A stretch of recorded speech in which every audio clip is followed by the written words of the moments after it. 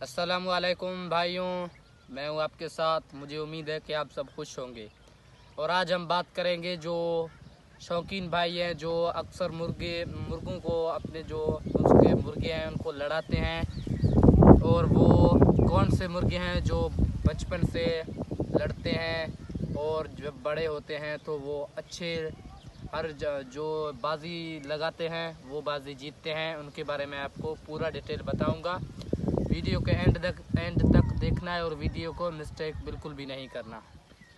तो हम अब बात करेंगे उन जो मुर्गों को जो लड़ाई वाले हैं, जो लड़ने में बिल्कुल शातिर हैं और हर जंग जीत जाते हैं। तो पहली बात कि वो जब बचपन में चूजे निकलते हैं तो वो छोटे हैं, उसी वक्त जो दूसरे चूज़ों से लड़ते हैं अक्सर उनकी लड़ाई होती है।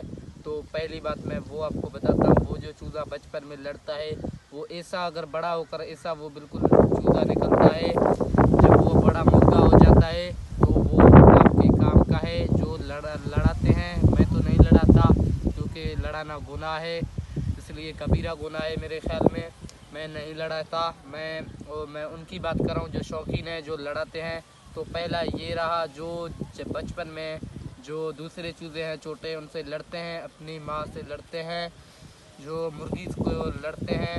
जब वो छोटे बड़े हो जाते हैं तो आपस में भिड़ जाते हैं, और चूज़ा वो हमेशा लड़ाईबाज जो होता है वो होता है जो हार नहीं मानता। मरने को आए सर फट जाएगा उसका, लेकिन वो हार नहीं मानता। पहले ये, और दूसरी अलामत मैं आपको बताऊंगा कि जो चूज़े जो लड़ने में शातिर हैं, जो हार नहीं मानते, उनकी बात मैं करूंगा कि उनके आँख जो हैं छोटे हैं और उनके आँख खून जैसे थोड़ा सफ़ेद कलर के हैं, बिल्कुल छोटे आँख हैं, और वो बड़े थोड़ा सा जल्दी हो जाते हैं। जो फिर बड़े होने के बाद वो ऐसा जो जहां आप बाजी लड़ाओगे इंशाल्लाह वो आपका जो चूज़ा होगा वो हार नहीं मानेगा, क्योंकि वो जब बचपन से लड़ता है और बड़ा हो जाता है तो बिल्कुल वो जवान हो जाता है। तो लड़ने में आप जहां भी उसको ले जाएंगे तो इंशाल्लाह वो आपको हारने नहीं बल्कि जीतवाएगा।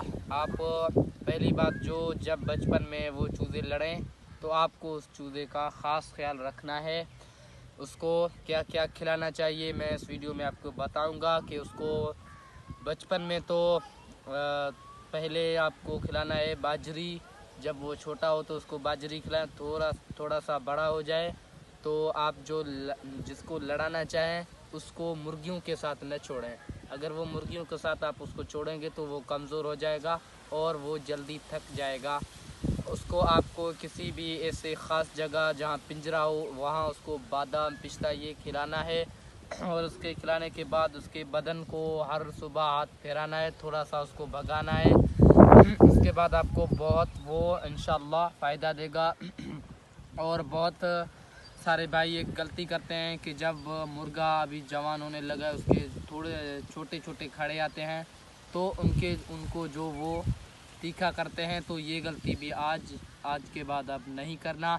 अगर आपने ये गलती किया है तो आपका मुर्गा जब वो बड़ा होता है तो उसका कद टूट जाएगा और वो बड़ा नहीं होगा, छोटा होगा। और जब छोटा होगा तो दूसरे मुर्गियों से वो मरेगा सही, लेकिन हार नहीं मानेगा, ये बात याद रखिएगा।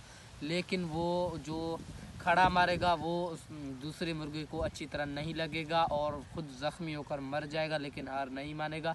मैंने आपको पहले बताया कि जब छोटे बच्चे निकलते हैं और वो लड़ते हैं, अगर आपकी मुर्गी, और मैं उन मुर्गी की भी बात करूंगा जो लड़ने में जिनके बच्चे जो पैदा होते हैं, जो मुर्गे छोटे वो कब और कैसे मुर्गे हैं, तो उनकी मैं बात करूं। पहली बात कि वो मुर्गियां जो जिनके बच्चे बड़े होकर बाजीगर होते हैं, जो हर जहां बाजी लड़ा हो वहाँ जीत जाते हैं, तो वो कभी भी अपने पास छोटे जो जैसा भी मुर्गा है उसको नहीं छोड़ता, बल्कि असील मुर्गा हो, वो लड़ाकू हो, खुद बाजीगर हो तो उसको ही छोड़ता है। और जिससे भिड़ गया तो वो जो मुर्गी है वो हार नहीं मानता, खुद मर जाए लेकिन हार नहीं मानता, और वो सिर्फ खड़े मारता है।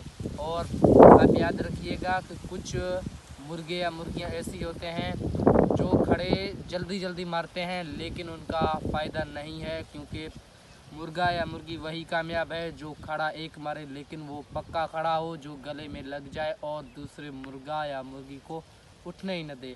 ऐसे ही जानकारी अगर हमारी वीडियो अच्छी लगे तो लाइक और सब्सक्राइब करना न भूलिएगा। ओके, अल्लाह हाफिज़, दुआ कीजिएगा।